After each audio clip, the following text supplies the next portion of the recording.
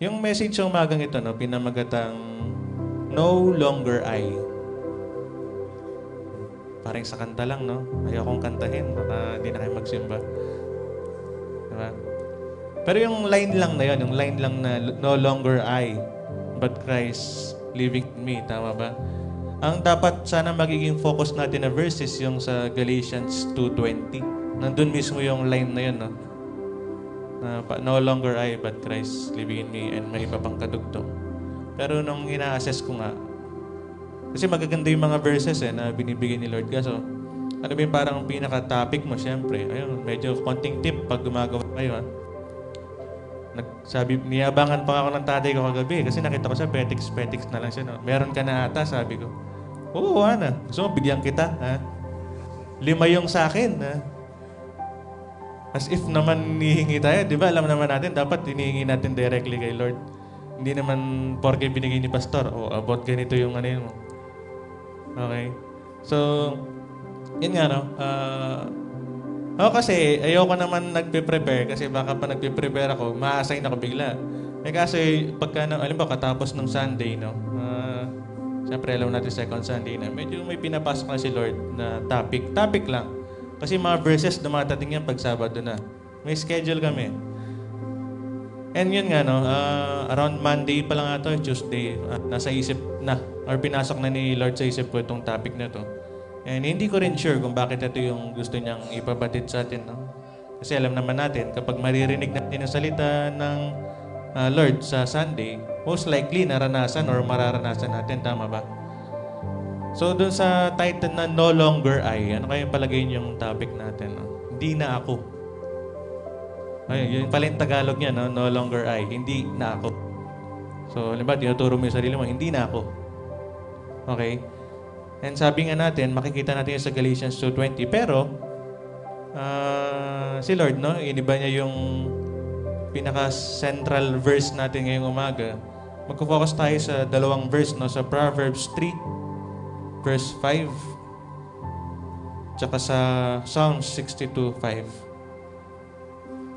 Okay, sa ano muna tayo? Proverbs 3 verse 5. Sige, basahin natin sabay-sabay, no? Para may ano tayo, mabuhayan tayong lahat. Medyo matatamlay na naman kayo.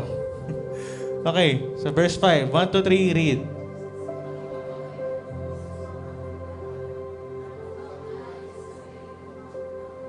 Okay, so basahin naman natin next sa may Psalms 62:5.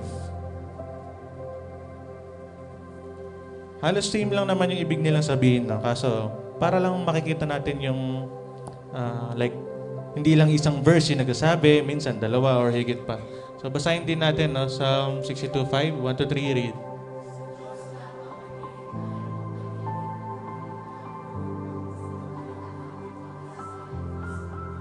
Amen. Pero bagong lahat, tayo muna po yumukot at manalangin. Lord, pinupuri ka namin sa umagang ito at pinapasalamatan, Lord, na muli binigyan kami ng pagkakataon upang mag-aral ng iyong mga salita. Ihanda niyo po ang aming mga tenga, mga puso, mga buhay, Lord God, na tanggapin kung ano man yung mga aming maririnig at may isa pang buhay, Lord God, upang magamit na sandata, Lord, sa mga hamon ng buhay, sa mga pagsubok, sa mga tukso ng kalaban, Lord God. Gaya ng titulo, Lord God, ng mensaheng ito na hindi na ako o hindi na kami, Lord God, ang manguna sa mga buhay namin kundi ikaw lamang, Lord God. Malinis kami, Lord God, humingi ng kapatawaran upang magkaroon ng espasyo, Lord God, ng iyong mga salita sa aming mga puso. And gayon din, Lord God, sa akin na iyong mensahero, Lord God, na gamitin mo lamang akong daluyan ng iyong mga salita. Wala mang karapat dapat dito sa amin, Lord God, pero alam namin, Lord, sa pahintulot mo, Lord God, na magiging karapat dapat kami, Lord God, upang magpaliwanag at umintindi ng iyong mga salita. Muli, Lord God, samahan niyo kami sa umagang ito. Sa inyo pong papuri, luwalhati at pagsamba sa dakilang pangalan mo, Jesus. Amen. Sige, palakpakan natin si Lord. Balik muna tayo sa sa Proverbs 3, verse 5.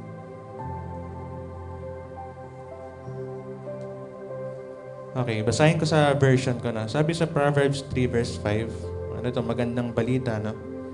Verse 5, kay Yahweh ka magtiwala, buong puso at lubusan, At huwag kang mananangan sa sariling karunungan. Alam niyo ako, ayoko yung mahirap na na intindihin, di ba? Pag binasa mo yung verse, gets na, di ba? Tama ba? Pag dinugtong natin sa title na No Longer I, tapos yung sabi nga natin sa kanta, tsaka sa Galatians 2:20, kung hindi na ako, sino? Diba? No longer I, but Christ living in me. So, parang sinabi dito sa chapter 3, verse 5 ng Proverbs, na kay Yahweh tayo magtiwala, di ba? Hindi tayo dapat magtiwala sa sariling kakayanan. Buong puso at lubusan, hindi sinabing magtiwala ka lang ng ganito lang, konti lang. Kasi di ba tayo panititiwala tayo sa iba, mga may percent pa yan 50%, 90%, di pa rin perfect. Pero pag sinabing buo, may nakita na ba kayong buo na bawas? Wala pa, di ba? Buong puso at lubusan. At huwag kang mananangan sa sariling karunungan. Dahil madalas tayo, dahil alam natin kaya natin, no? Dahil sa experience, sa mga naranasan na nating bagay-bagay, siyempre parang, lalo na kung trabaho, related sa trabaho halimbawa, parang alam mo nang laruin yung trabaho, tama ba? Pero still, di ba, na dapat hindi tayo nagtitiwala sa sarili nating kakayanan. And sabi nga, no longer I. Di ba? Kundi si Jesus. Basahin din natin ulit sa Psalm 62, verse 5, para lang mas mahimay natin, no? Sabi dito, tanging sa Diyos lang ako umaasa. Ang aking pag-asa'y tanging nasa Kanya. Ang ganda nun, no, di ba? Na talagang sinasabi, dalawang beses pa niya inulit na yung hope or pag-asa niya is na kay Lord. Tama ba? Hindi niya sinabing ang pag-asa ko ay nasa akin. Ang pag-asa ko ay nasa pera ng ibang tao. Hindi niya sinabi ang pag-asa ko ay nasa kaibigan ko, ang pag-asa ko ay nasa trabaho ko. Ano sabi niya? Ang pag-asa ko ay na kay Kristo. Although dito sinabi niya, tanging sa Diyos lang ako umaasa. Amen. Yun na yung message, di ba? Gets na natin. Pero sige, himay-himayin natin. Kumbaga, bigyan natin ng sabihin natin criteria o kaya parang sabihin natin quality. Sige, ganun term. Or mas malapit yung criteria Ang ganito kasi yung idea natin, no? Na, di ba, may tinanong ko kayo ng umaga. Like, yung ginagawa nyo, kayo ng umaga. Kayo ng una. Na yung mga ginagawa ba natin is na ayon ba sa plano ni Lord or hindi? Di ba tinanong kanina yun? May sagot kayo sa isip nyo. Ano yung sagot nyo? Yes or no? Nakaayon kay Lord? Or nagkukonsulta kay Lord? Tama? So, sige. Meron tayong 4 lang na pointers dito. Konti lang to, ha? Hindi tayo aabot ng 1.5 dito. Kumbaga, pwede nating maging basis to para malalaman natin kung yung mga decision ba natin or nararanasan natin is according ba sa plano ni Lord or plano natin. Amen. Kumbaga, ito, na sa kada pointers na titignan natin, titignan nyo ngayon kung ito ba yung nakukuha ko or ito. Kapag ito, baka si Lord yung or yung plano ni Lord yung sinusundan natin. Kapag ito naman, yung nangyayari, baka yung plano natin na susunod. Kasi di ba kahit naman nag-amen tayo ngayon, baka mamaya, pag tinignan natin yung pattern ng pamumuhay natin is iba yung nangyayari. Tama ba? Nandiyan pa po ba kayo? Medyo madugo tayo sa English ngayong umaga, no? Kasi itong 4 na to, puro English words, tas times 2 mo pa. Kasi ang sinabi dito parang the two sides of will. Dalawang gilid or dalawang magkaibang side ng will. Yung will, capital W, capital I, capital L, capital L. Yun yung 4 na pag-aaralan natin. Una, W, I, L, L. So, sa halimbawa sa W, may dalawang word tayo dito na titignan. Okay ba? Nire-ready ko kayo. Baka mahirapan kayong sundan yung natin. Madali lang po to, no? Okay. Again, kapag narinig natin or nagsimula tayo sa number 1 tsaka sa mga next, tignan natin sa buhay natin kung ano yung saan tayo tumatama doon, okay? Para sa kumbaga checklist. Pero 4 na items lang. Okay? Mas maganda kung may papel kayo para makita nyo kung ano, no?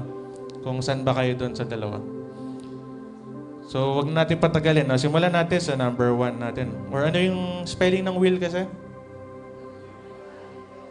Ayun, medyo pwede pa. Work up, no? Ano pa sa English? Yung mga next word, papa-spell ko rin. Ano ba? Spell, mamaya na lang, pangalawa yun. Sige, simulan natin. Sa W, parang bingo lang, ano? Sa W, no? Yung binigay ni Lord sa akin na, kumbaga, abbreviation or meaning ng abbreviation na will is yung tinatawag na wisdom or REC. Okay ba? Parang, anong REC ba yan? W-R-E-C-K. Wasak. Or pagkawasak. Ganun. Pwede natin ibahin kasi yung pagkakasabi pero kumbaga, inano ko lang na one word. Tapos i-define natin yung mga words para tingnan natin kung saan tayo doon. Kung maalala nyo, di ba sinabi ko na the two sides of will. Kaya tayo sinasabi natin kanina na dito ka ba or dito? Alam ba, sinabi, di ba, wisdom or REC? Yung pamumuhay mo ba ngayon is may wisdom or may pagkawasak? Parang naguguluhan kayo. Hindi naman. Naintindihan niyo po ba? Ano pa lang? Pag nag-gets nyo na to, madali na lang yung mga susunod. So madaling salita, ito lang naman yung gustong sabihin na parang kapag yung plano natin is nakadepende kay Lord, yung mga desisyon natin tsaka yung mismong pamumuhay natin may wisdom. Tama ba? And ganun din naman, pag yung plano natin nakabase sa sarili lang nating kakayanan, karunungan, nagkakaroon ng wreck or wreckage. Actually, yun talaga yung term, wreckage. Depende kung paano natin gagamitin yung salita. And usually kasi yung wreckage, nung sina-search ko kagabi, madalas ginagamit siya pag sa mga sasakyan or ship, mga barko, gano'n. Pero kung titignan pa rin natin yung definition, no, yung pagkasira. Okay ba? So, halimbawa, sabi dito, no, ito na yung lesson natin, English lesson. Define natin isa-isa. Wisdom. Sabi dito, wisdom is the soundness of an action or decision. Pag sinabi soundness, parang yung, para ba explain sa Tagalog yan, yung kaayusan ng decision mo. Alam mo yung pag ginawa mo yung decision na yun, alam mong halos zero error. Okay? Ganun yung masasabi kong meaning ng soundness or soundness of an action or decision. Nasusundan ba natin? Pero English kasi. Sinundan, ano kasi, like, yung will, hindi naman sa ano, no? Pero binigyan kasi natin ng mga words na alam nating, kumbaga naka-align doon. Pero iba-iba pa rin ang idea. So, ano natin, no? Pakinggan natin pati yung mga definition. Ulitin ko, no? Sabi dito, wisdom is the soundness or pagiging maayos or parang malayo sa kapalpakan ng ating mga desisyon. Okay? According to sa sa online lang to, itong mga definition natin. The soundness of an action or decision with regard to the application of experience, knowledge, and good judgment. And sino ba yung nagkakaloob ng wisdom? Si Lord. Tama ba? Amen po ba? And yung wreck, sabi naman sa wreck, no, something that has been badly damaged or destroyed. Nandun yung term na badly. Hindi lang na being damaged badly damaged. So, sabihin talagang malala yung pagkasira. So, kung titingnan natin, no, kung sasalay-sayin natin yung letter W natin, yung pamumuhay ba natin is nakabase kay Lord o hindi? Malalaman natin yan kapag nakabase kay Lord, merong wisdom or soundness sa ating mga action and decision. Paano bang soundness of actions or decisions? Like, kapag ba ginawa mo to, alam mo yung kabubuti ng iba, alam mong hindi ka papahamak ng sarili mo at saka ng iba. Di ba? And hindi siya mag-lead sa distraction. Tama ba? Pero kabaliktaran, no, kapag yung plano natin na susunod, nagkakaroon ng wreckage or wreck. Ano yung sabi natin sa wreck kanina? Yung pagkakaroon ng badly damaged or destroyed. Pag ba nag-decision ka, may nasisira, may naapakan. Di ba? Nasusundan niyo po ba? So, halimbawa, yung ano natin, yung kanina nating sinabi, no, na parang i-assess natin sa sarili natin na parang yung pamumuhay mo ba ngayon, yung pag-decide mo is puno ng wisdom o yung nagkakos ng wreckage? Again, kayo yung makakasagot niya, no, na i-assess yung sarili nyo. Nag-gets nyo na yung idea kung paano yung magiging ano natin ngayon. So, meron pa tayong dalawa niya, ay tatlo pa niyan, yung I, tsaka L, tsaka isa pang L. Pero punta tayo sa ano, no? Proverbs 2, verse 6. Basahin ko sa akin, no? Sabi dito, sapagkat si Yahweh ang nagkakaloob ng karunungan. Sa bibig niya ang kaalaman at unaway bumubukal. Amen. Doon sa verse na yun, malalaman natin na yung buhay mo is nakaayon talaga sa will ni Lord. Sabi nga natin, kapag merong wisdom, nandiyan pa po ba kayo? Malalaman natin na naka-align yung buhay natin sa Lord or sa will ni Lord kapag merong wisdom sa mga actions natin at sa decision. And sabi nga dito, no, na makukuha natin yung wisdom sa kay Yahweh. Tama ba? Sabi na, ulitin ko lang, sapagkat si Yahweh ang nagkakaloob ng karunungan. Sa bibig niya ang kaalaman at unaway bumubukal. And sabi nga kanina, no, yung wisdom is yung pagiging malayo sa error or kapalpakan ng mga desisyon natin. And di ba kapag ayos sa error, ano nagiging outcome ba ng mga desisyon kapag hindi nagkakaroon ng kapalpakan? Peace, sabi ng iba, no? Pero kung titignan natin ngayon nga, kung magkakabuuan, parang kabaligtaran lang ng kapalpakan, kundi kaayusan. Tama ba? So, tignan natin yung buhay natin ngayon. Like, yung buhay ba natin is kapalpakan or kaayusan? Kapag may kaayusan, no, na baka yung wisdom ni Lord is nararanasan natin na nagdudulot sa atin upang magkaroon ng buhay na maayos. And gayon din naman, kapag tayo nakadepende sa sarili nating kakayanan, nagkakaroon ng pagkasira or kapalpakan sa ating mga plano. Tama ba? And ganoon din naman, no, kung nararanasan mo na yung wisdom ni Lord, huwag ka nang lilipat doon sa kabila. Kasi, kaya kung naalala nyo, nasabi, the two sides of will. Dalawang side. Di naman sinabing pagka nandito ka na sa wisdom, di ka na pwede magkaroon ng wreck. Kasi may ibang tao, no, alimbawa, kahit yung ibang Bible characters, nung una talagang nakadepende sila lahat kay Lord, di ba? Ang pumapasok sa isip ko ngayon, alimbawa, si David or King David. Di ba na parang nung una talagang nakadepende lang sa Diyos, lahat ng gawain niya, no? Hindi natin isa-isayan. Pero nung bandang huli, di ba, nung mataas na siya, parang nagkakaroon na siya ng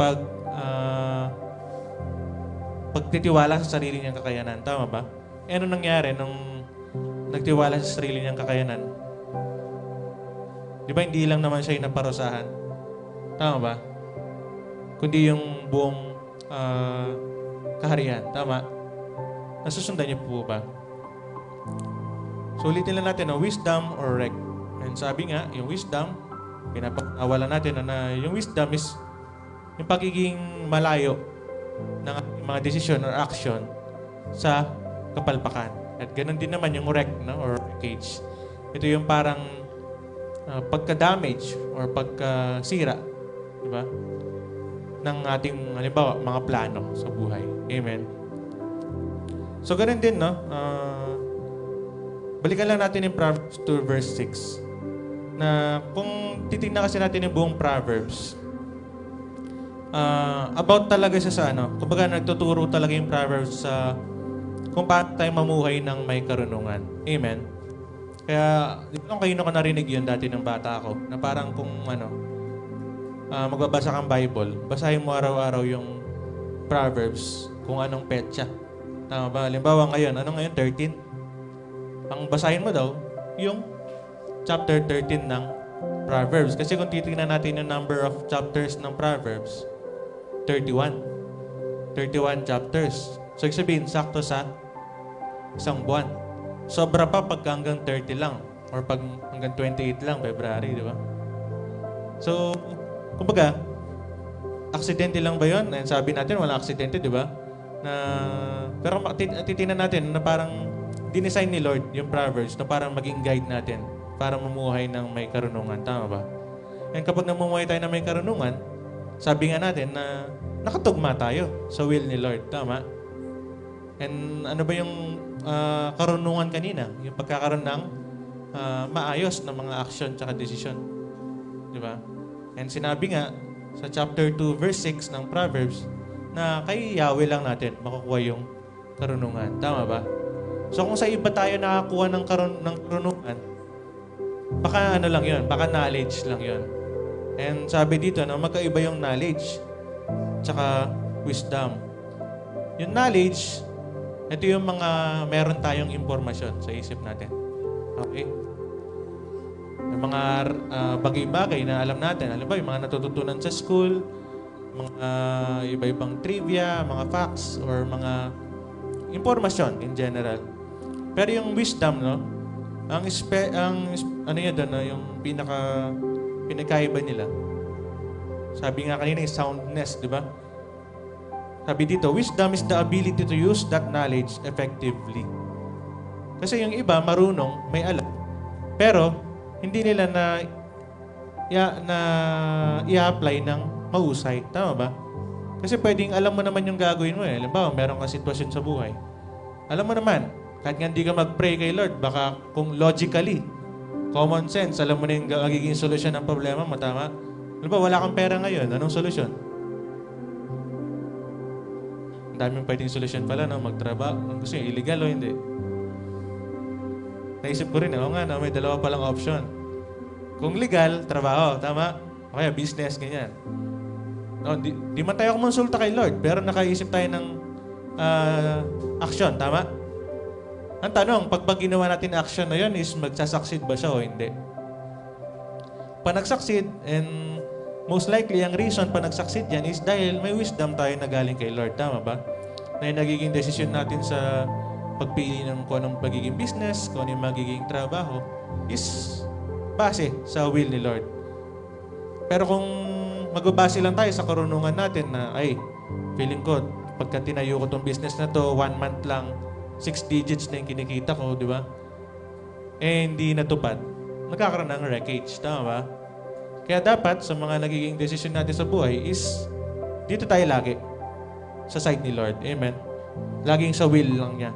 Kaya kung naalala niyo sa Psalm 62:5, na sa Diyos lang siya umaasa. Wala siyang ibang inaasahan. Tama ba? Naunawaan niyo pa po ba? Okay? So kung titignan din natin yung yung James chapter 1 verse 5. Kapareho lang to ng Proverbs 2 verse 6. Pero dito, binabanggit lang niya na mas malinaw na kay Lord tayo humingi ng wisdom. Amen? Sabi niya dito, no? Ngunit kung ang sino man sa inyo ay kulang sa karunungan, humingi siya sa Diyos at siya'y bibigyan. Sapagkat ang Diyos ay nagbibigay ng sagana at hindi nanunumbat. Napakaganda ng verse na yun, di ba? Sinabi naman wala namang kondisyon na binabanggit. Sinabi lang na kung ikaw ay kulang sa karunungan, kayo ka hingi sa Diyos or sa Lord.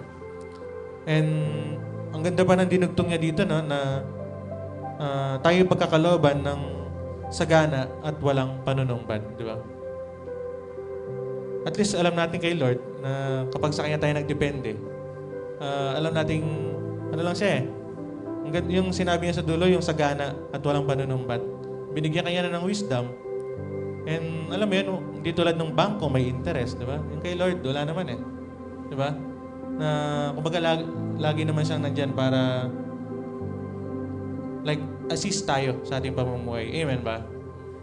Basta't ang pinaka-idea lang is i-align natin yung ating pamumuhay, yung ating desisyon, yung ating action sa will ni Lord. Amen ba? Yan lang naman yung pinaka-idea ng message sa umagang ito. Pero binibigyan lang natin ng mga specific pointers na kumbaga para mas ma-assess natin. Okay? So, halimbawa ngayon, nalaman na natin yung definition ng wisdom at saka rec. Saan sa palagay niyo doon? Yung sitwasyon ng pamumuhay niyo or parang saan mas lumalapit yung condition nyo. Okay? Yung mga plano nyo ba is naglilid sa pagkawasak? Or lalo kayong nalulugmok? Hindi lang financial to kasi pwedeng maraming aspect yung buhay. Tama? Pwedeng sa emosyon natin. Halimbawa, ito, pinaka-typical. Kung sa love life, halimbawa, na yung nagiging decision mo ba is nakakatulong ba sa'yo sa emosyon, sa mental aspect ng buhay natin, di ba? Kaya sa trabaho mo, hindi mo ba napapabayaan yung katawan? Napapabayaan mo ba yung gawain ni Lord, di ba? Naman po ba natin? So, nasa sa atin yun kung paano natin ititignan sa sarili natin and i-assess kung saan nga ba tayo sa dalawang yan. So, bago tayo mag-proceed, naintindihan niyo naman po ba? Okay? So, please bear with me sa ano natin, no? Itong next natin sa letter I, feeling ko majority sa atin ngayon lang maririnig yung term na to, no? Sa letter I, kanina W, di ba? Ngayon, letter I naman. Sabi dito, ineffable or inferior. Ineffable, spell natin, no? I-N-E-F-F-A-B-L-E.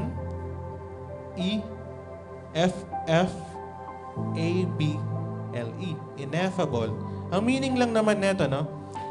Ineffable, ang meaning niya, too great or extreme to be expressed or described in words. Parang napakataas or napakakapuri-puri, napakakamanga-manga para may salarawan gamit yung mga salita. Ang ganda ng term na yan, pagka gumawa ka ng tula, pwedeng gamitin mo yung word na ineffable, pangbuladas, di ba? Hindi ka may salarawan ng kahit anong salita ng mata. Di ba? And kabaliktaran ng ineffable is yung tinatawag nating inferior. Pag sinabing inferior, not good or not as good as someone or something else. Nakikita niyo yung pattern ng ano natin, ng mga words natin. Magkakabaliktad, tama? Yung kanina, wisdom, kabaliktaran niya, yung wreck. Or kung ibahin natin, kaayusan ng desisyon, tsaka kapalpakan. Tama ba? Nasusundan ba natin? And ngayon naman, yung ineffable or inferior. Pwede nating sabihin na yung kapuri-puri at yung hindi kapuri-puri. Tama ba? So, anong connect nung ineffable and inferiority? Malalaman natin na yung pamumuhay natin is naka-align kay Lord. Kung sabihin natin ito, no? Nararanasan natin yung hindi may isalarawan na sabihin nating blessings, guidance, and presensya ni Lord. Amen ba? Kasi actually, itong mga words na to, hindi naman sila pare-pareho ng intro Parang ano lang to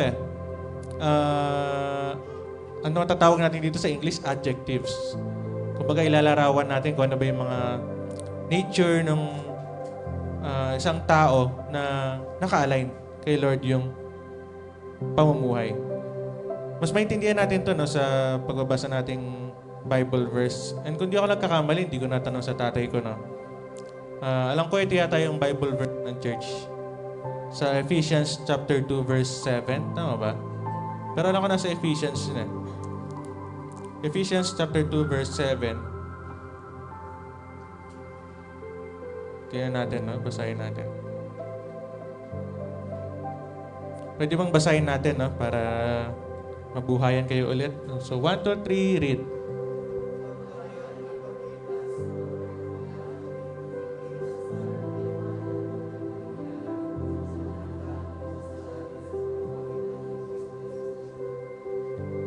Dito sa verse na to, ang pinakakukunin natin dito yung idea ng sa verse 7 na sinabi niya, ulitin ko sa akin, ginawa niya ito upang sa darating na mga panahon ay maipakita niya ang di masukat na kasaganaan ng kanyang kagandahang loob sa kabutihan niya sa atin sa pamamagitan ni Kristo Jesus. So, di ko alam kung nasundan nyo, pero ano ba yung gusto natin kunin doon? Yung mismong pangalan ng church, yung infinite. Amen. Kaya alam ko ito talaga yun 3:20, pero related. Kasi kung titignan natin dito, nakalagay na di masukat na kasaganaan. So pag di masukat, ano meron? Infinity pa rin, di ba? Na kung titignan natin, i-align natin sa message na malalaman mo na naka-align pala yung pamumuhay mo sa Lord. Kung nakakaranas ka ng mga kasaganaang ganito na too great or extreme to be described, di ba, in words. Yung, alam mo yung, alam ba sa amin, nakapag-survive kahit wala kang trabaho. Di ba? Paano mo explain yun sa iba? Tama ba? Naintindihan niyo ba? Paano mo explain sa iba na, wala naman trabaho yung magulang ko, pero nakasurvive. Kumpara mo doon sa iba na kumakayod, dalawang mag-asawa, may trabaho yung dalawa, meron pang side hustle or extra, pero nagkukulangan. Di ba? Paano ma-explain yun? O dun, di mo na ma-explain kasi nga, hindi siya ma-describe ng words. Pwede natin tignan sa ganong angle, no? Pero kung titignan din natin sa iba pang aspect, na parang pag sinabing ineffable, no? Na yun nga, hindi may salarawan si Lord sa kanyang kasaganaan. So pag nararanasan natin yung kasaganaan na yun, malalaman natin nandun din tayo sa will niya. Tama ba? Naunawaan pa ba natin?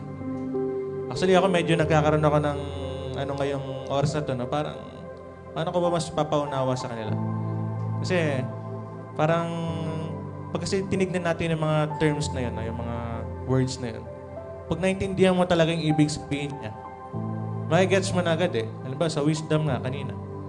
Kung nalaman mo yung definition ni wisdom tsaka ni Rec, mas madali yung maunawaan ngayon na, so malalaman kung na kay Lord ako or nakabatay yung decision ko kay Lord or sa will niya, punong-puno ko ng wisdom na nag-lead sa akin para magkaroon ng mga magagandang desisyon sa buhay.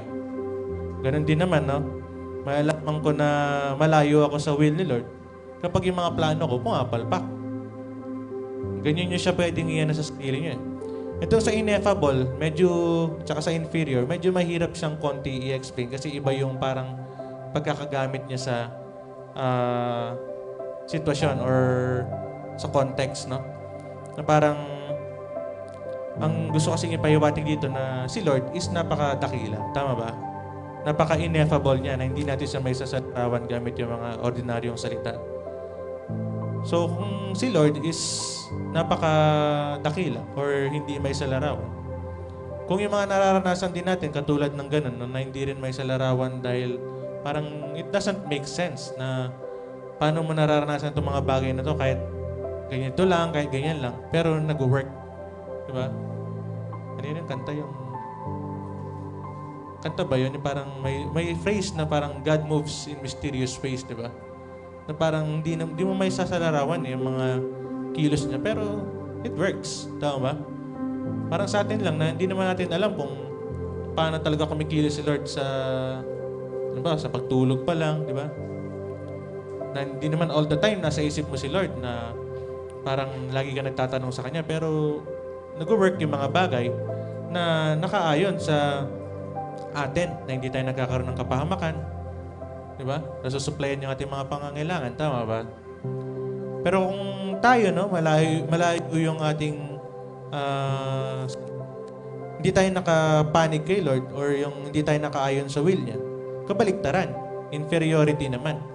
Pag sinabing inferiority, maraming pwedeng possible meaning, pero pwede nating tignan na mababa. Ganyan lang, superior, inferior. Pag sinabi natin mababa, pwedeng sa pamumuhay. Like yung parang hindi ka satisfied sa kasalukuyang pamumuhay, kaya parang feeling mo, inferior yung pamumuhay mo kumpara sa iba. Di ba? Na parang, kahit na sabihin natin na sa mga physical na bagay is mayaman ka, pero parang feeling mo, walang kwenta yung mga yon. May mga ganyan tao, di ba? Na kahit parang meron na silang kasaganan financially, sabihin natin, pero walang fulfillment and satisfaction. Tama ba?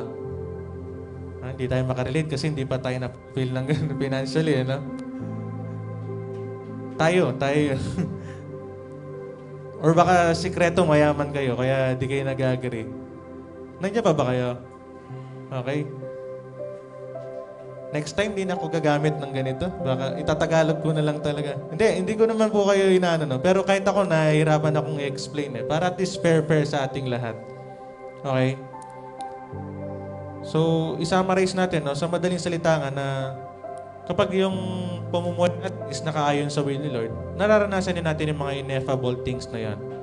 Mga hindi may salarawan na yan. Pero kung tayo magkilos sa sarili natin, most likely, parang kanina lang sa rec yan eh. Di ba pagka wasak yan, pangit yung quality. So, ibig sabihin, inferior din siya. Di ba mababa rin yung kalidad ng mga decision natin or mismo pamumuhay natin na hindi sila long-lasting, di tulad ng kay Lord na panghabang buhay yung mga supplication niya. Tama ba? Basahin din natin sa Isaiah 55, verse 8 to 9.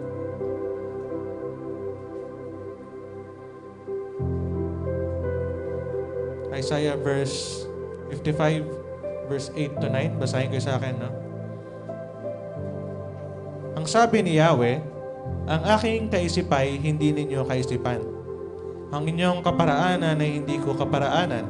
Verse 9, kung paanong ang langit ay mas mataas kaysa lupa, ang aking kaparaanan ay higit kaysa inyong kaparaanan.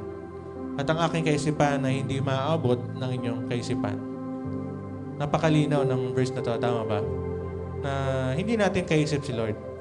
O hindi niya tayo kaisip. Kasi, pwedeng para sa atin is, eto na dapat yung gawin natin. Pero, mas marunong si Lord. Huwag niyo sasabihin mas marunong kayo. Diyos na kayo. Okay? Mas marunong si Lord, tama ba? Amen? Walang ibang mas may alam kaysa sa Kanya. And ganun din, no?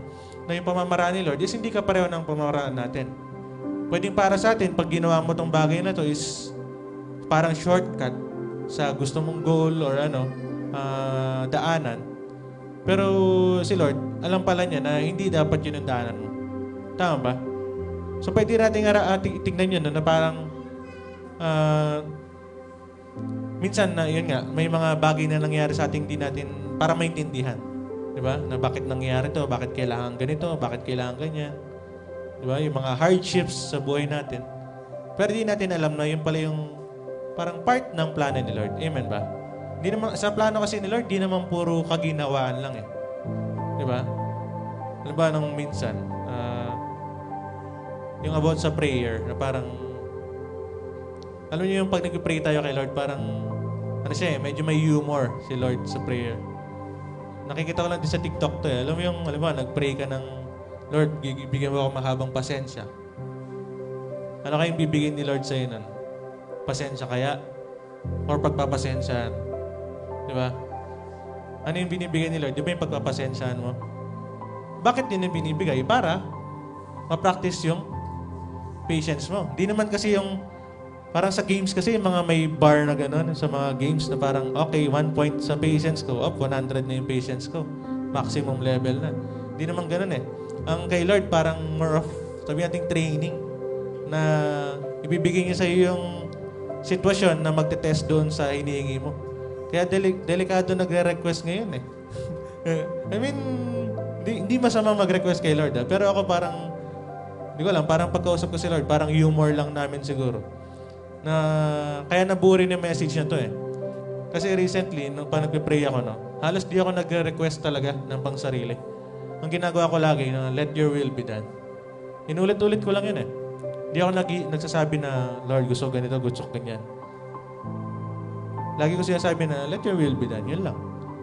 Tapos lagi lang akong hihingi din ng kapatawaran. Ganun. May clear yung prayer mo, pero kasi lagi kong sinasabi sa prayer ko sa isip-isip ko, pagka nag-pray ako na, let your will be done. Kasi, kahit naman mag-request ako, Lord, yung sa'yo pa rin naman, yung mas magandang plano eh. Ganun lagi sinasabi ko eh. Na kapag ka nag-pray ako sa isip ko. Hindi ko lang kung reasonable ba yun. Pero para sa akin lang na yun nga, imbis na mag-request pa ako kay Lord ng something specific, edi sabihin ko na lang kung ano yung will niya. Pero still, parang sa mga magulang nga lang din, gusto rin naman nila minsan na nag-request ka rin. Tama ba? Kasi kahit naman alam nila kung ano yung gusto mo, siyempre, hinihintay ka rin naman nila na humingi. Tama ba? Hindi ako pa mo, kahit sa mga magulang ko, hindi ako humihingi. Diba? Pero yun nga, no? Na yun po, doon nabuo yung message talaga. Na dahil nga sa sarili ko na experience na lagi sa prayer is yung will na agad ni Lord yung inihingi. Amen ba? Pero again, di naman po masamang idugtong yung mga gusto natin. Dahil sinabi naman, i-present natin yung ating mga request kay Lord. Amen ba? Pero lagi na lang natin idugtong na kahit ganito yung request ko, Lord, yung will mo pa rin. Yung masunod, di ba? Halimbawa, ayoko sanang i-booking, pero sige, kwento ko na. Kaka-preach ko ngayon, ayan, may pasok na ako bukas. Di ba? Nung dati lang, nagkukwento ako, wala akong trabaho. Eh ngayon, dahil yun yung nagiging prayer ko. Kaso, sabi ko kasi kay Lord, pengin trabaho. Pero yung sahod niya, above minimum naman. Pero hindi dun sa expected salary mo. Diba? Kaya dapat pa nag-pray ka talaga as much as possible, sobrang specific eh. Kaya sabi sa inyo, medyo may humor si Lord. Or medyo may joke si Lord pagka sa prayer. Hindi naman kapalpakan ni Lord yun. Pero sabi mo kasi trabaho, wala ka namang sinabing malinaw na sahod. Ganun. Diba? At least meron, diba? Amen. Technically, tinupad ni Lord yung prayer. Okay? So, payo lang sa ating lahat, pag tayo nag-request kay Lord, medyo detalyihin nyo pa. Okay? Basta dugtungan nyo lang sa dulo lagi ng still, let your will be done. Dahil sa Kanya pa rin nakabase yan. Either yes, no, or wait. Okay? So, titingnan din natin, no? Ito, kabaliktaran lang Isaiah 55, verse 8 to 9. Kabaliktaran to, Kung sa Isaiah na to, sinasabi na yung kaisipan ni Lord tsaka yung kaparaanan niya is iba sa atin, no? Ito naman, kung titingnan natin sa Proverbs 14. Proverbs 14, verse 12. Ito, alam na natin itong verse na to, no? Basahin natin, okay? Basahin natin sa Proverbs 14, verse 12. 1 to 3, read.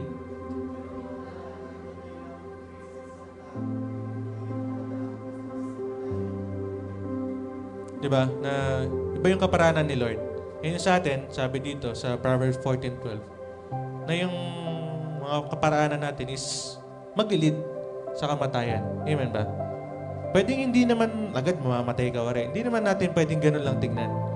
Like, maglilid sa wreckage, maglilid sa inferiority. Diba? Ang ibig sabihin lang, na kapag sa ating kakayanan lang tayo nagbase, magiging kapalpakan ang lahat. Tama ba? Pwedeng kung hindi ako humingi ng guidance kay Lord dun sa paghanap ng trabaho, baka mamaya nagkatrabaho nga ako pero baka ikakapahamak ko yung trabaho. Kaya baka sobrang, alam niyo yun, yung pagod ka na, wala ka ng oras tuwing Sunday and Saturday. And praise God, if I'm not mistaken, no, na Monday to Friday lang yung trabaho doon. Kasi nung pinagpe-break rin yung pagkakaroon ng trabaho, dahil isa rin sa priority talaga yun, no? Na hindi maapektuhan yung Sunday.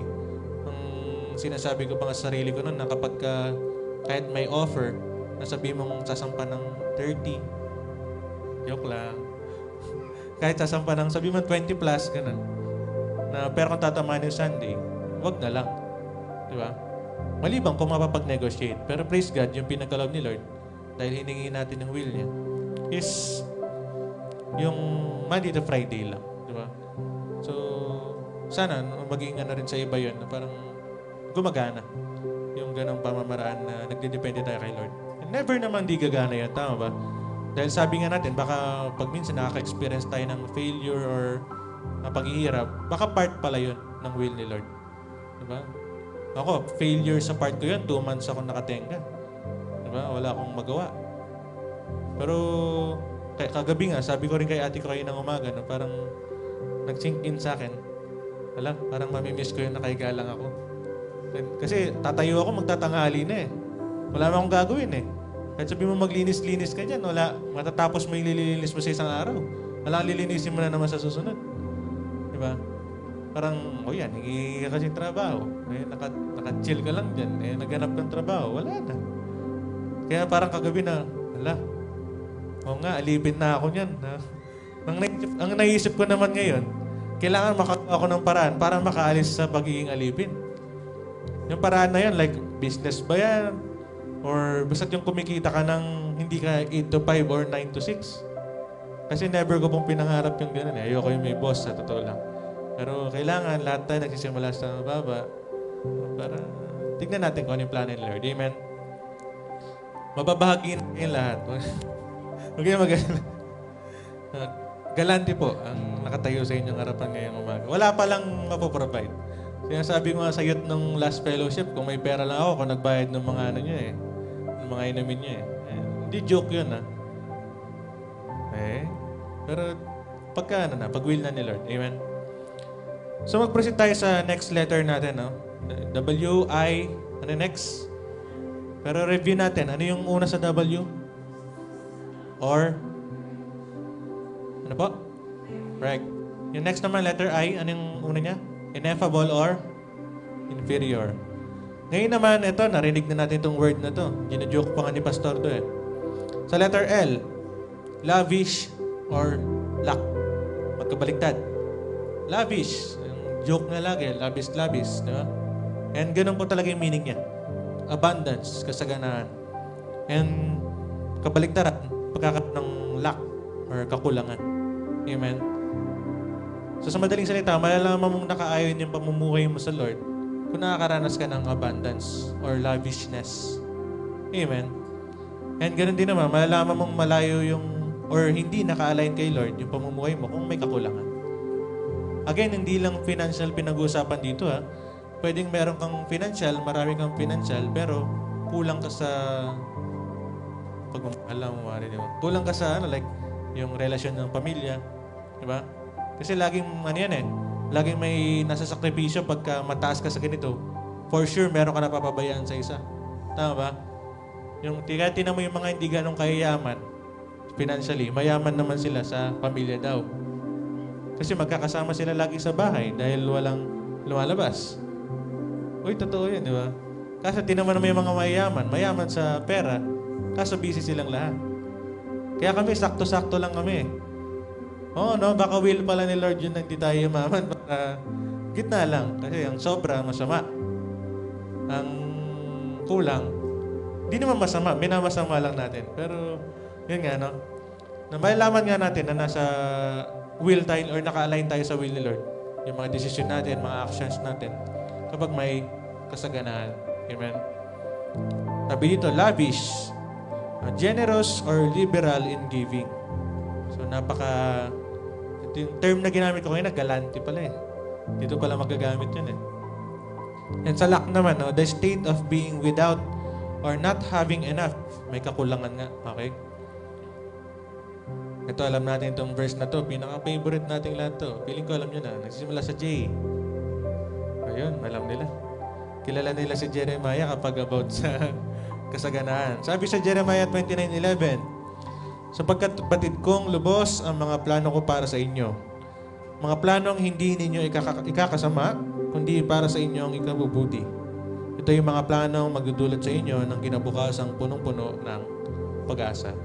Nakakakiliti sa tenga, Parang, blessings.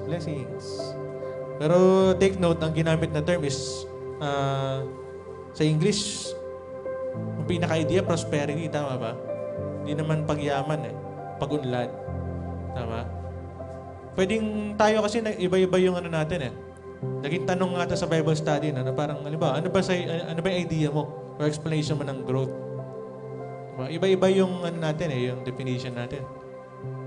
Kasi ang tanong po sa amin ng Bible study, like, 5 years from now, paano mo nakikita yung church? Ganun. Yung iba, ako sagot ko, like, mas marami ng workers, ganun. Yung iba naman, sabi nila, actually, sinagot ko rin yun, mabagal yung paglaki ng church, ganun. Iba-iba yung natin, yung pananaw natin ng growth. Ganun din naman sa prosperity. Iba-iba yung parang basihan natin. Paano malalamang maunlad na. Pero aminin natin sa hindi, nakabase tayo lagi sa financial status, di ba? Na malalaman mo maunlad ka na kapag sabi nila, ba't di ka na tumitingin sa price tag, di ba? Gusto ko to, lagi mo lang ganun. O Kaya pag naka-card ka na, kami, basket pa lang din kami. Diba? Kaso nakakapuno kami ng basket agad. Diba? Malit lang po yung basket, okay? Pero kung cart yan, napuno mo yung isa, or okay, dumalawa ka pa tatlo. Alam niyo yun sa Facebook yung kumakatok sa pinto? Alam niyo yan? Yung nagre-restock lagi ng rep. Alam nila, oh. Diba?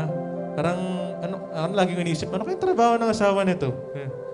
Diba? Laging SNR, tas laging bulto-bulto ng delata, soft drinks, kung ano-ano. Ang isip ko na lang, nakakamatay naman yung mga binibili nito. At least kami, medyo malayo sa mataas yung sugar, di ba? Kaya, masodium.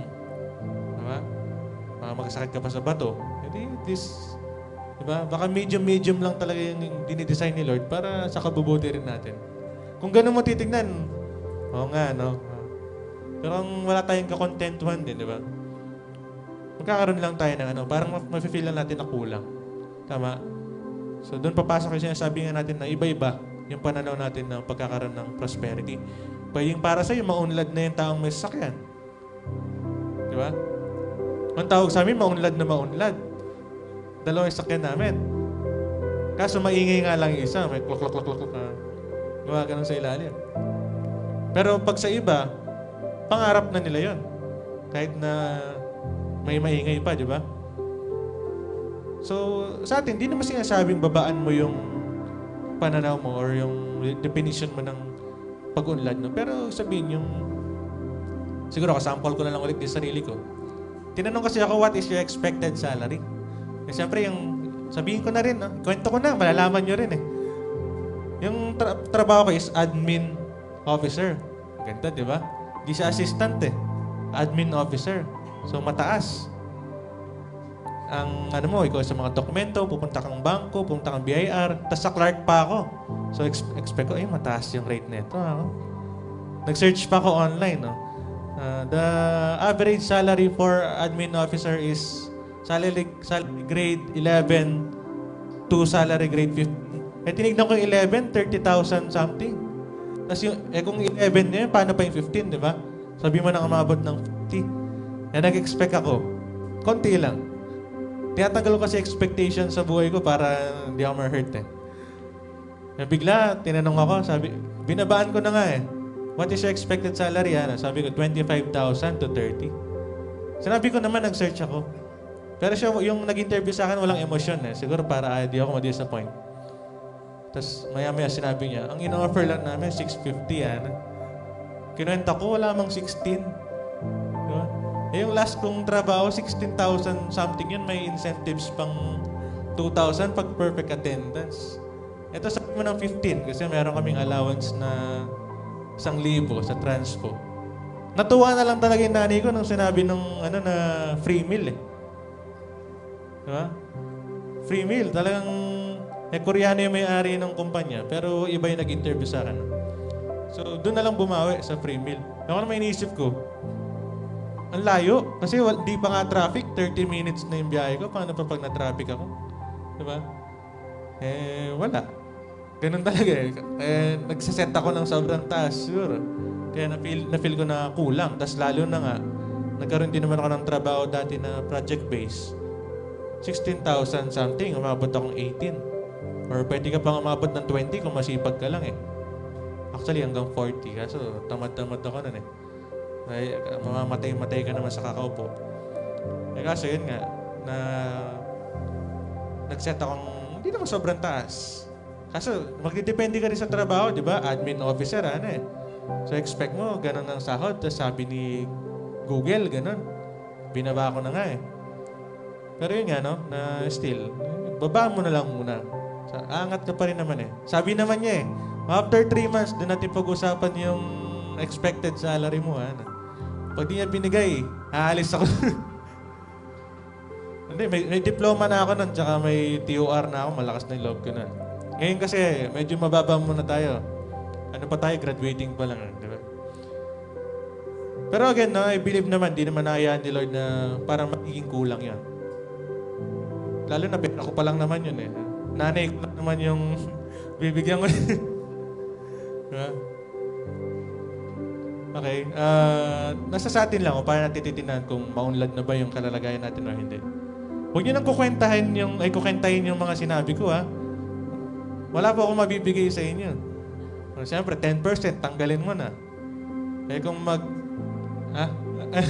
Kung may mga balak-balak pang bilhin, di ba? Ubus, di ba? Sabi nga sa research, share ko lang saglit, na yung mga Gen Z ngayon, mahirap yumaman. Hindi tulad ng mga panahon ng mga millennials tsaka mga boomers, na mas mura yung mga bilihin, mas madaling mag-invest. Ngayon, hindi na, okay? Kaya kung nakikita niyo yung mga anak niyong Gen Z na parang wala napupundar, di umaalis ng bahay, o kaya may asawa na nasa bahay pa rin, normal lang ngayon yan kahit sa ibang bansa. Actually, US pa nga yung sinasabi. Kasi nga, dahil mahirap ang umasenso sa economy ngayon. In general, ang buong mundo. Tsaka, ang tawag dito, na either yung mga mayaman is lalo pang yayaman or maghihirap instant. Pero yung mga nasa gitna at mababa, medyo mahirap gumanap.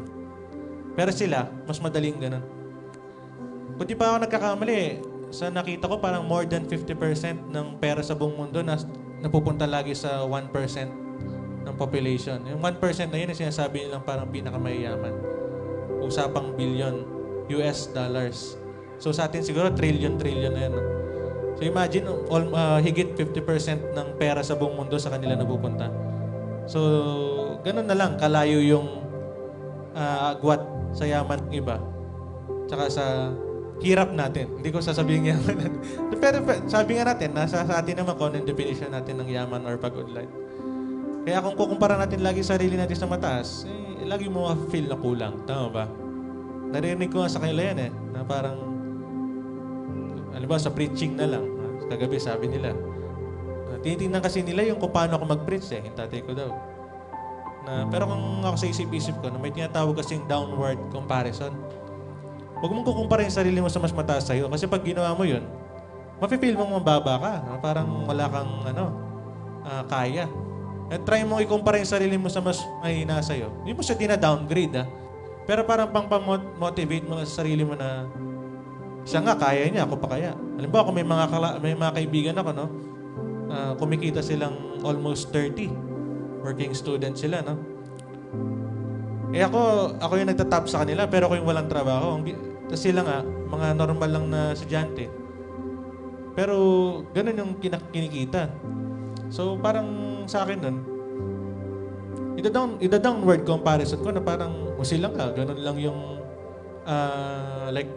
grades nila, kamo na lang, di ba? So, paano pa ako? Mas kakayanin ko siguro. Hindi siya pang bababa, Huwag mo na lang sasabihin doon sa kinukumpara mo. Mas magaling pala ako sa'yo, kamo na lang. Huwag mo gaganin naman. Pero intindihan niyo, na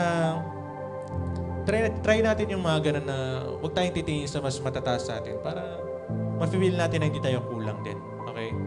And again, babalik tayo sa topic natin na medyo gumanong-ganon ng konti. Balik lang tayo na ibase pa rin natin kay Lord yung mga ating maging action and decision para maranasan natin yung abundance na nagmula sa Kanya. Amen ba? And sabi naman dito sa Jeremiah 29:11 nga na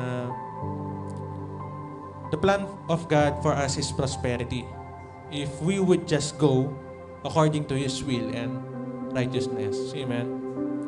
And sabi nga, we won't receive lavishness or kasaganaan if we proceed with our plans.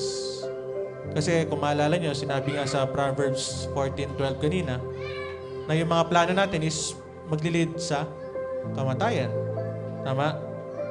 So therefore, ang ibig sabihin lang nato is mas higit yung plano ni Lord kaysa plano natin. Amen? Lastly, dito sa letter L natin na huli, ito madali lang po ito, malalaman nyo na sa mismong word niya. Ang last natin na pag-aaralan is yung tinatawag na life saver or life taker. Pwede mo natin sabihin, life saver. So, anong pagkakaintindi natin? Di ba parang tagapagligtas ng buhay or nagliligtas? Tama ba? Sabi dito na life saver, something that helps save lives. And yung life taker naman, kabaliktaran lang, taker, tagakuha. Someone who takes another person's life essentially a murderer or assassin. Pero di na natin titinan yung part na yun, no? Ang titinan lang natin, like, kapag tayo nasa will ni Lord, magkakaroon tayo ng parang life-saving or maliligtas yung ating buhay. And gayon naman, pag malayo tayo kay Lord or sa will niya, mawawala yung buhay na meron tayo. Tama ba? Pwedeng titignan natin ito, literal na buhay eh. Or pwede rin naman kung ano yung mga meron tayo na magkakos natin para makasurvive. Tama ba? Kapag tayo nasa will ni Lord, magkakaroon tayo ng mga life-saving things or materials tulad ng mga pangailangan araw-araw. Pero ganun din naman, kung malayo tayo kay Lord, di tayo makakaranas ng mga bagay-bagay na makakatulong sa atin sa pamumuhay. Pero pwede na natin siya tignan, no, sa mismong life-saver or life-saving. In short, kaligtasan. Tama ba? Basahin natin, no? Actually, yung pinaka-verse natin dapat dito is yung John 6:35-40. Pero kung nung tinignan ko pa, mas nasummarize siya ni famously, no? Itong si John 3:16. Na sinasabi, no? Sapagkat gayon na lamang ang pag-ibig ng Diyos sa sangkatauhan, kaya't ibinigay niya ang kanyang kaisa-isang anak. Upang ang sinumang sumampalataya sa Kanya ay hindi mapahamak, kundi magkaroon ng buhay na walang hanggan. Amen? Amen po ba? Diba? Na makukuha natin yung kaligtasan na yun kapag naka-Lord tayo. Amen ba? Actually, yun lang yun eh. Ganun lang siya kadaling i-explain or ipaliwanag. No? Na ang gusto ni Lord is maligtas tayo. Tama ba? Only if we would accept and believe in Him. Tama ba? Tama po ba? Diba? And I believe kapag naniniwala tayo kay Lord tsaka nagbabase tayo sa Kanya, sabihin, no, umaayon din tayo sa will niya. Tama? And sinabi rin naman, no, sa John 6:40, sabi dito, sapagkat ito ang kalooban ng aking Ama. Malinaw niya sinasabi, no? Ito ang kalooban ng aking Ama. Yun yung will ni Lord. Ang lahat ng nakakakita sa anak at sumasampalataya sa Kanya ay magkaroon ng buhay na walang hanggan. At sila yung muli kong bubuhayin sa huling araw. Ito, di pa natin mako-confirm ngayon to, no? Pero pagka dumating na si Lord, doon mo mako-confirm kung nakaayon ka ba sa will niya. Kapag naligtas tayo. Diba? Pero kapag naiwan ka or naiwan tayo, baka wala tayo sa will ni Lord. Kasi sinabi dito, di ba, yung will niya is maligtas yung mga sumasampalataya. Tama ba? So kung di ka pala naligtas, wala ka sa will ni Lord. Pero hindi pa natin mako-confirm ngayon eh. Pero alam ko naman na sa sarili natin, ma-assess natin like parang enough na ba yung ligtas points ko, ganun. Parang mafe-feel mo yun, di ba? Na sapat na ba to? Like parang makakalipad na kaya ako, makakasama na ako, ganun. Makakalipad na. Like maliligtas na ba ako sa ganitong status, di ba? Naunawa ba natin? And sinabi nga, no, na balikan lang natin, napaka-useful ng Proverbs 14:12 na yun eh. Na pwedeng para sa atin is maganda yung daan na yun, pero maglilid para sa kapahamakan or kamatayan. Tama ba? So sa apat na yun, or sa 8 rather, i-assess natin kung saan tayo doon. Pwedeng baka meron kang wisdom, pero di mo nararanasan yung ineffable blessings or guidance ni Lord. Pwedeng meron kang lavishness, pero wala ka palang kaligtasan or yung lifesaver. Diba? Pwede, di naman kasi automatically meron ka lahat ng sunod-sunod eh. Diba? Or pwedeng nandito ka na, napupunta ka pa sa kabila. Diba? Imbis na laging lavishness yung naranasan mo. Eh kaso nagkakaroon ng fluctuation or pagbabago sa pananampalataya mo kay Lord, sa faith na binibigay mo sa Kanya, no? Nagiging lack tuloy. Diba? Kasi kailangan maintain natin. Di naman one time lang na wisdom lagi yung meron ka, di ba? Sinabi nga natin kanina, even Bible characters na bandang huli, nung matataas na sila is nakakalimot na silang dumepende kay Lord, di ba? Actually, dapat ang intro ko dito yung kanta ni Gary V. Naalala ko lang nung kagabi. Alam niyo yung kanta niya, yung Lead Me Lord? Alam niyo yan? Familiar ba kayo? Nung uso pa kasi yung PSP nun, lagi ko pinapatugtog yun kasi ilan lang yung kanta ko dun, no? Tapos yung isa pa niya, yung Take Me Out of the Dark. Pero yun nga, yung kantang Lead Me Lord niya, binabasa ko yung lyrics kagabi. Kasi balak ko nga sa i-intro. Pero bandang huli, nasa out pa yan. Balak ko sana sa i-intro na parang, kung ikaw yung, kasi para siya nagkukwento na tao. Kung babasahin mo yung mga lyrics na parang ganun yung paghingi niya ng guidance kay Lord, na si Lord yung mag-lead sa kanya, di ba? Parang sa isip-isip ko kagabi na parang, parang ganda na maging ganito, tayo maging kadependent kay Lord. Talagang parang ni-yearn niya eh. Parang inihingi talaga niya na si Lord yung manguna. Tama ba? Yan pag ginaya natin na si Lord yung manguna, siyempre kasama na dyan na yung will niya, yun yung matutupad. Tama ba? Alam ka namang si Lord yung nauna, tapos ikaw pa rin yung masusunod. Hindi naman, di ba? Kaya, ipaperform ko sana, kakantayin ko sana sa inyo. Kaso, hindi will ni Lord. Di ba? Kaya, sa will niya tayo, di ba? Ako, personally, gusto ko pong kantayin sa inyo. Kaso, di ba? Pero wag na lang. Okay na tayo sa ganito. Naintindihan niyo naman, di ba? Hindi na kailangan kantayin. Kung gusto niyo malaman, i-play niyo na lang online, tingnan niyo yung lyrics.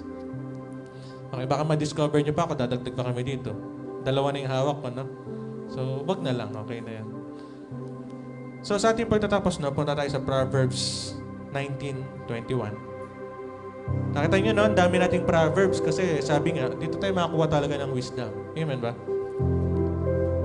Kaya kung gusto niyo ng wisdom, punta kayo sa Proverbs. Okay? So, sabi dito, no? Chapter 19, verse 21. Ang isang tao ay maraming iniisip, maraming binabalak. Ngunit ang kalooban din ni Yahweh ang siyang mananaig. Totoo naman, marami tayong plano. Ako, may deadline din ako sa sarili ko. Gusto ko, bago sa ganyan, milyonaryo na ako. Yan dami ng mga kasing edad ko, thousandaire pa rin eh.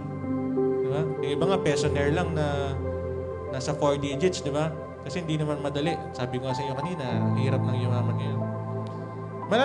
Hindi ko babanggitin sa inyo pag mayaman na ako, pero makakita kayo mga senyales. Okay? Yan sa TikTok.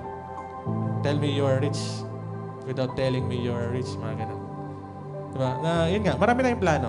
Marami rin tayong deadline sa sarili natin. No? Gusto ko ganitong taon, pag 25 na ako, ganyan. Ganito na yung kinikita ko, tapos may sarili na akong ganito, ganyan. Pero sinabi nga sa dulo pa rin na yung will ni Lord, siya pa rin natutupad. Tama ba? And yun ang kinagandaan doon. Kahit marami tayong gusto mangyari pala. And alam ni Lord, ikakapamak natin. Siya mismo, kukontrain din pala niya eh. Thank you Lord. Parang ganun, diba? Pasalamat ka na lang pagka na-contra yung plano mo kasi yun pa yung magdudulot pala sa'yo ng kapahamakan. Tama ba? So, di mo alam, hindi lang pala will yung nararanasan mo, pwedeng nililigtas ka pa pala talaga niya sa kapahamakan mo. And sinabi dito na, we have so many plans and there's nothing wrong with that. Tama naman, di ba? Alam ko may ganun din sa Proverbs na parang yung taong walang plano is something na parang plano niyang mapahamak. Something like that eh. Alam ko may ganun eh. Na a person without a plan, parang plans to fail, parang ganun. Kaya you fail to plan. Or parang kasabihan yata siya rather, no? Hindi pala Bible verse. Pero yun nga, na kung titignan natin yung idea na yun, na hindi naman masama magkaroon ng plano. Tama ba? Kasi mali mo sa plano pala natin, medyo para kayong magko-collab ni Lord. Sige, okay yan. Tapos pag may hindi siya nagustuhan, i-revise nyo. Di ba? Naintindihan ba natin? Parang nagko-konsultahan kayo. Kasi hindi naman lahat ng desisyon natin sa buhay or plano natin is mali na agad eh. Alam mo, plano mo, kakaunlad ng pamilya mo. Masama ba yun? Hindi naman, di ba? Masama ba? Ano, amen. Okay. So, kumbaga, okay lang magplano. Pero sabi nga, no, sa pagpaplano natin, we often forget to consult God. Minsan nadadala na tayo na lang yung nagpaplano sa sarili natin eh. And di na natin konsulta si Lord kung ano yung gusto niyang mangyari. So, sabi, that leads us to a wreck, inferior, lacking, and life-taking situations na kapag tayo na yung nangunguna sa sarili natin. Nararanasan natin na nasa kabilang side kanina, yung wreck, inferiority, lacking, tsaka life taking situations, di ba? Only if we let God handle our life according to His will, we will be able to live a good life. Amen ba? Na makukuha natin mamuhay ng magandang buhay kapag yung pamumuhay natin is nakaayon kay Lord. Tama ba? Maranasan natin yung pamumuhay na may wisdom, na yung wisdom na yun siya magbubunga ng magandang resulta sa ating mga desisyon at saka action. Maranasan natin ineffable blessings na guidance ni Lord, no? And ganun din, lavish supplication. At siyempre, yung pinaka-goal natin, yung life-saving situation, experience, etc. Tama ba? Or pinaka-short, yung salvation. Tama? Wala naman siguro nagsisimple dito para maiwan. Tama? Tama ba? So, sabi na, kung gusto nyo, or kung gusto natin ng masiganang buhay, i-ano natin, like, i-announce natin, no? Sabihin natin, no, na, pwede nyo ba sabayan, no? Sabihin natin, hindi na ako, turo yung sarili nyo, para lahat, turo nyo yung lahat ng kamay nyo. Hindi na ako, mananangan sa sariling karunungan. Hindi na ako, magtitiwala sa sariling kakayahan. Hindi na ako aasa sa sariling kalakasan. Pero lastly, no, sa Diyos ko ilalagak buong puso, buhay, at